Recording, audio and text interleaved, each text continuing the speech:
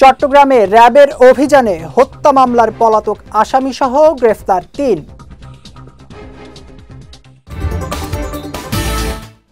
এবং মিরসরাইয়ে চোরাই তেল পাচারের অভিযোগে গ্রেফতার ১।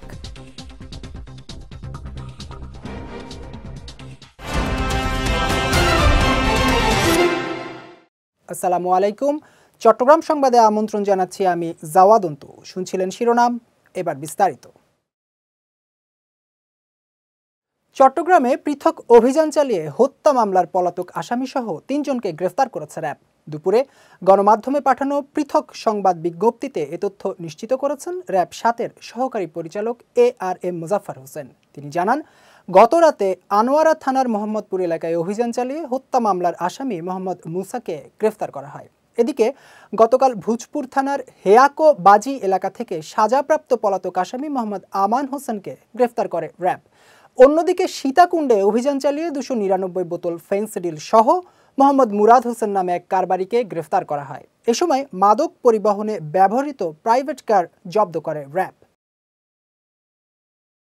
চট্টগ্রামের মিরসরাইয়ে ৫৪০ লিটার চোরাই তেল পাচারের অভিযোগে এক ব্যক্তিকে গ্রেফতার করেছে পুলিশ। সকালে জোরারগঞ্জ থানার ভারপ্রাপ্ত কর্মকর্তা ATM সিফাতুল মজদার বিষয়টি নিশ্চিত করেছেন। তিনি জানান, গতকাল গোপন সংবাদের ভিত্তিতে ঢাকা চট্টগ্রাম রেল লাইনের মস্তাননগর এলাকার একটি বাড়ি থেকে ৫৪০ লিটার ডিজেল তেল জব্দ করা হয়।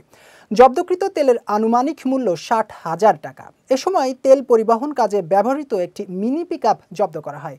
এ বিষয়ে আইনগত ব্যবস্থা নেওয়া হয়েছে বলেও জানিয়েছেন এই পুলিশ কর্মকর্তা। এসো দেশ বদলায়, পৃথিবী বদলায় প্রতিপাদ্যে তারুণ্যের উৎসব ২০২৫ উদযাপন উপলক্ষে রাঙামাটিতে র্যালি অনুষ্ঠিত হয়েছে। সকালে জেলা প্রশাসনের উদ্যোগে এর আয়োজন করা হয়। র্যালিটি শহরের জিমনেশিয়াম মাঠ প্রাঙ্গণ থেকে বের হয়ে জেলা প্রশাসন কার্যালয়ের সামনে গিয়ে শেষ হয়। এ সময় উপস্থিত ছিলেন জেলা প্রশাসক Mohammad Habibullah, Rangamati police super doctor SM Farhad Hossain, অতিরিক্ত পুলিশ সুপার নাদিরা নূর, অতিরিক্ত জেলা প্রশাসক মোহাম্মদ রুহুল আমিন সহ অন্যান্যরা। উদ্যোক্তা সৃষ্টি এবং তাদের ঋণ দিয়ে আর্থিক সহায়তার মাধ্যমে দেশে বেকারত্ব দূর করা সম্ভব হবে বলে মন্তব্য করেছেন বাংলাদেশ ব্যাংকের যুগ্ম পরিচালক মোহাম্মদ রেজাউল করিম শাহ। সকালে ব্র্যাকের উদ্যোগে নতুন উদ্যোক্তাদের ক্ষুদ্র ঋণদাতা প্রতিষ্ঠানের সঙ্গে অর্থনৈতিক সম্পৃক্তকরণ কর্মশালায় প্রধান অতিথির বক্তব্যে তিনি এ মন্তব্য করেন। ব্র্যাকের বিভাগীয় ব্যবস্থাপক মোহাম্মদ নজরুল ইসলাম মজুমদারের সভাপতিত্বে কর্মশালায় যুব উন্নয়ন অধিদপ্তরের উপপরিচালক খন্দকার জাকির হোসেন, সমাজসেবা অধিদপ্তরের সহকারী পরিচালক কামরুল পাঠান ভূঁইয়া সহ অনেকেই উপস্থিত ছিলেন।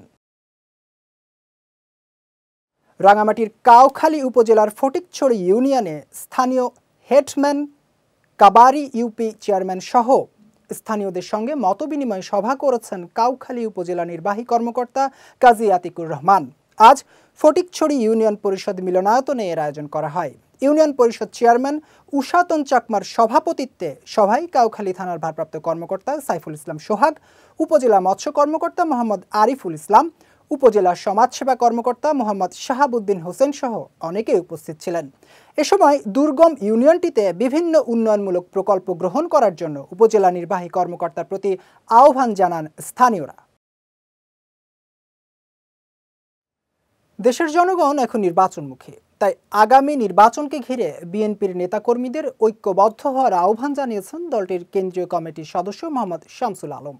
গতকাল নগরীর পশ্চিম বাকুলিয়া ১৭ নম্বর ওয়ার্ড যুবনেতা সংগঠক মহিউদ্দিন মিজানের উদ্যোগে অসহায়দের মাঝে শীতবস্ত্র বিতরণকালে তিনি আহ্বান জানান। এ সময় নগর যুবদল নেতা SM ফারুক, নগর বিএনপির আহ্বায়ক কমিটির সদস্য মোহাম্মদ মহসিন, ১৭ নম্বর ওয়ার্ড বিএনপির সাবেক সভাপতি মোহাম্মদ সেকেন্দার সহ অনেকে উপস্থিত ছিলেন।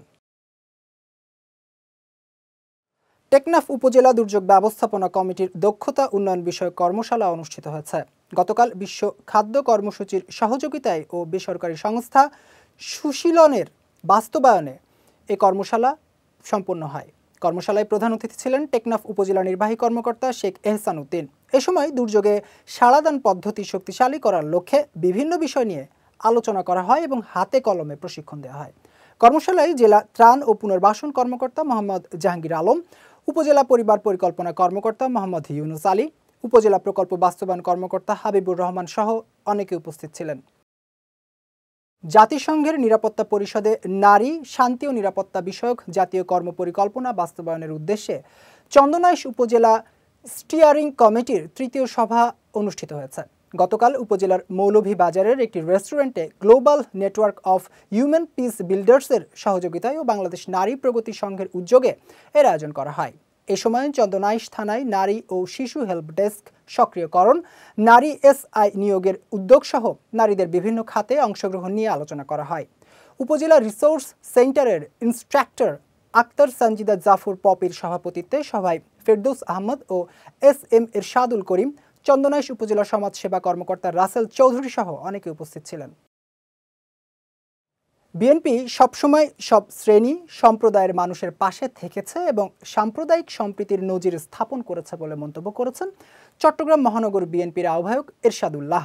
গতকাল বিকেলে নগরীর ৮ নম্বর সুলকবহর ওয়ার্ডের পূর্ব নাসিরাবাদ টিটিসি কেন্দ্রে আয়োজিত অনুষ্ঠানে প্রধান অতিথির বক্তব্যে তিনি এ মন্তব্য করেন।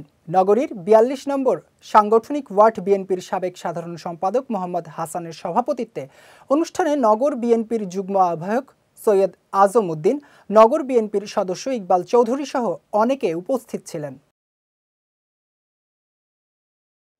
গণ অধিকার পরিষদের সিনিয়র সহসভাপতি ফারুক হাসানের উপর বর্বর হামলার প্রতিবাদে ও হামলাকারীদের সর্বোচ্চ বিচারের দাবিতে বিক্ষোভ সমাবেশ করেছে গণ অধিকার পরিষদ চট্টগ্রাম মহানগর।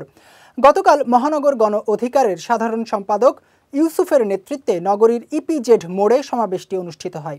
পরে একটি বিক্ষোভ মিছিল মাইলের মাথায় এসে শেষ হয়।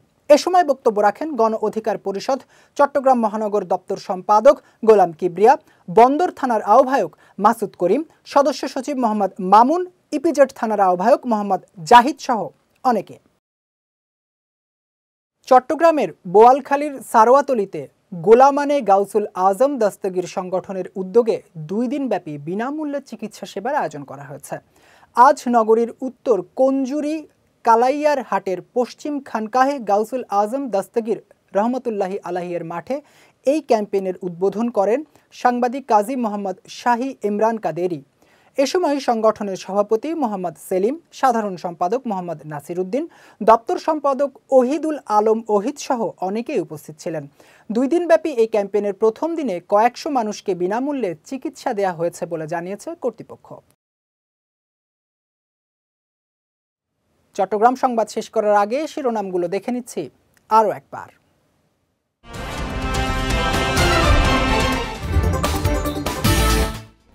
চট্টগ্রামে র্যাবের অভিযানে হত্যা মামলার পলাতক আসামিসহ গ্রেফতার 3।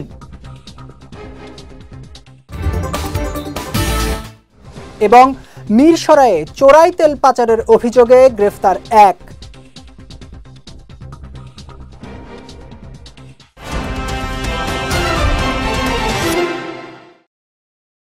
চট্টগ্রাম সংবাদ শেষে আজকের মতো আমি জাওয়াদ অন্তু আপনাদের কাছ থেকে বিদায় নিচ্ছি। রাত 9টায় আমাদের পরবর্তী বিজয় রাতের সংবাদ দেখার আমন্ত্রণ রইল। এছাড়াও আজকের চট্টগ্রাম সংবাদের ভিডিও দেখতে পারেন আমাদের ইউটিউব এবং ফেসবুক পেজে। আমাদের ইউটিউব হলো youtube.com/BJTV অফিসিয়াল এবং আমাদের ফেসবুক পেজ হলো facebook.com/BJTV Limited। এতক্ষণ সঙ্গে থাকার জন্য ধন্যবাদ সবাইকে।